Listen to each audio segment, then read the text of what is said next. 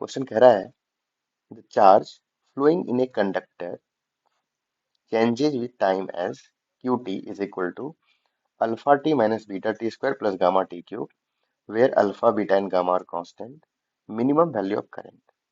तो हम लोगों को मिनिमम वैल्यू ऑफ करंट का वैल्यू चाहिए और चार्ज टाइम का फंक्शन दिया हुआ है। तो चार्ज टाइम का फंक्शन दिया हुआ था alpha equal Q equal to alpha T minus beta T square plus gamma T cube.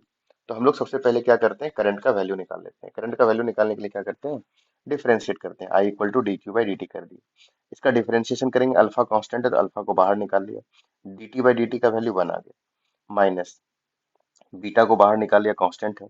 T square का डिफरेंशिएशन टी के रिस्पेक्ट में क्या आ गया, 2t plus gamma into T cube का डिफरेंशिएशन आ गया 3t स्क्वायर।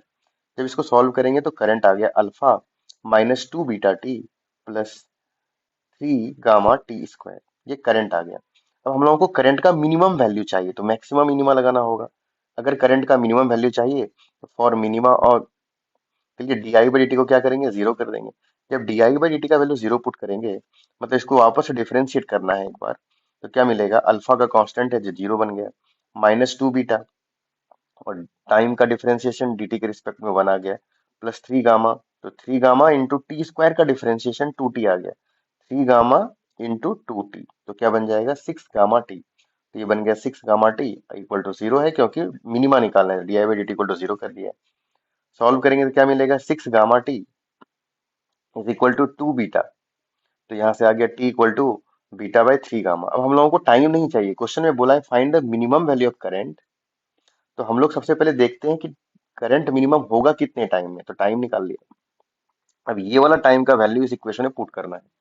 तो करंट का वैल्यू हम लोगों को क्वेश्चन में क्या निकला था, करंट का वैल्यू निकला था alpha minus 2 beta T plus 3 gamma T square. ये करंट का वैल्यू निकला था। और मिनिमम वैल्यू कब मिला, बीटा इक्वल टू 3 गामा पर। तो बीटा इक्वल टू 3 गामा पर मिनिमम वैल्यू मिला। तो अब इस इक्वेशन में वैल्यू पुट करते हैं। यहाँ अल्फा था, अल्फा हो गया माइनस टू बीटा, टाइम का value beta by three gamma plus 3 gamma into T square का वैल्यू बीटा बाई 3 गामा का होल स्क्वायर। इसको सॉल्व करते हैं तो वैल्यू आ गया alpha minus 2 beta into beta, 2 beta square by 3 gamma plus 3 gamma into beta square by 3 3 9 gamma square. जब इसको solve किया तो हमारा वैल्यू क्या आ गया, alpha minus beta square by 3 gamma, alpha minus beta square by 3 gamma. तो alpha minus beta square by 3 gamma कौन सा ऑप्शन आ गया, alpha minus beta square by 3 gamma, option number D.